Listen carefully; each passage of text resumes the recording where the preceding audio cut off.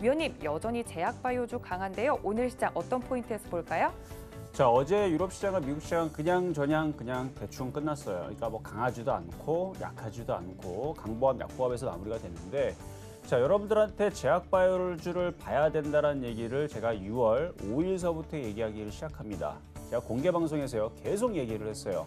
심지어 어떤 얘기까지 했냐면, 그때가 제가 알기로는 6월 이제 4일이었나요? 금요일 날이었는데 이제 시장이 많이 빠져 있길래 제가 종목들을 5% 안쪽에 있는 애들은 당연히 손절을 하고 10% 안쪽에 있는 애들도 손절을 하고 그다음에 수익이 난 애들은 당연히 팔아서 제약주를 사야 된다는 얘기를 그때 우리나라 시장 빠질 때, 자, 시장을 보면서 같이 얘기를 해드릴게요. 자, 우리나라 시장이 빠질 때 이때 요때의 흐름을 보고, 요 날이죠.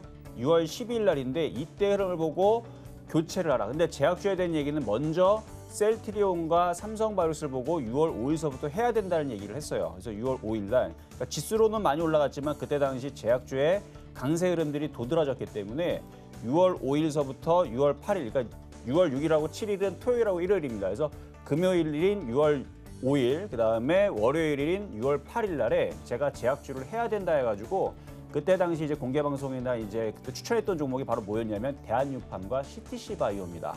자, 지금 한번 보게 되면 CTC 바이오 지금 굉장히 강하죠. 차트를 보면 지금 그러니까 제약주들이 그래요. 그러니까 그때 이후에서 시장이 흔들렸고 지금 박스권이고 지금 종목들이 빠진 애들이 많지만 제약주는 저렇게 올라갑니다. 그리고요, 대한약팜은 몇 프로 올라갔냐면 얘는 그때 당시 6월 5일 날, 6월 8일 날에 추천하고 나서 얘는 거의 49%가 올라갔어요. 50%가 올라갔단 말이에요. 그래서 지금 제약주의 흐름들이 이것뿐만 아니라 지금 다른 애들도 마찬가지 상황들처럼 강하게 움직여주는데 6월 달 초 기준으로 해서 종목들이 지금 30%, 40%, 50% 움직여주는 게 제약주입니다. 자, 어쨌든 간에 6월 5일 날, 6월 8일 날에 못 샀다고 칩시다.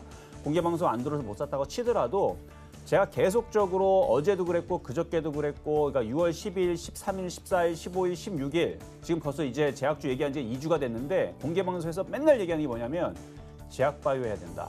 제약바이오 전성시대다. 제약바이오가 주도주인데 지금 당장 주도주는 제약주다. 그러니까 2차 전지도 주도주지만 걔네들은 지금 지는 애는 아니에요. 잠깐 쉬는 애. 그래서 차별화 종목에서 가는 애들은 가요. 2차 전지도 가는 애들은 가고 반도체 장비도 가는 애들은 갑니다. 오늘도 보면 솔브레인부터 해갖고 뭐 SFT부터 해갖고 뭐 여태까지 최근에 갔던 애들은 계속 가는데 안 가는 애들이 대부분이에요. 그런데 제약주는 틀립니다. 제약주는요, 심심할 때마다 돌아가면서 강하게 움직여요. 그래서 지금 또 차트를 보면은 종근당 같은 경우도 이 종근당 같은 경우도 요날에서 이제 공개 방송이다 그때에서 이제 이것도 문자 추천주로 한번 얘기했던 종목인데 지금 어떻게 됐어요? 이 시가총액 조다리가 넘어가는 애가 이렇게 급등을 하니까 저는 오늘 아침에서 이걸 팔라고 얘기를 하고 왔어요. 아침에 팔라고 얘기했단 말이에요. 그래서 팔았기 때문에 지금 뭐 밀려도 지금 상관은 안 하는데 밀리면 죽느냐? 안 그래요. 또 조정받으면 또 사야 됩니다. 지금 시장이 그래요.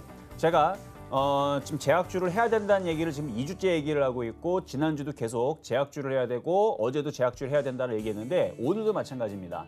제약주를 해야 됩니다. 제약주를 해야 돼요. 제약주 쪽에서 안 간 애들이 있어요. 대형주 쪽에서도 있고 그다음에 순환매가 나올 수 있는 애들이 있고, 그리고 제약주가 왜 움직인다라고 말씀드렸어요. 기대감. 치료제가 있느냐라고 물어보면 없대요. 모른대요, 지네들도. 그런데도 움직입니다. 왜? 기대감. 치료제 우리 개발할 거다. 우리 이런 제품들을 약 성분을 가지고 있는데 뭐 해외에서 그게 효과가 있다라니까 그냥 급등을 하는 겁니다. 그리고 1상, 2상 이거 시간 오래 걸려요. 근데 그 기대감 1상 하는데 뭐 3개월 걸리다 치면 3개월 동안 주가가 계속 급등할 수도 있어요. 그리고 2상까지 가는 데에서 6개월, 1년 걸릴 수도 있는데 1년 동안 주가가 계속 올라갈 수 있습니다. 근데 그런 일은 안 벌어집니다.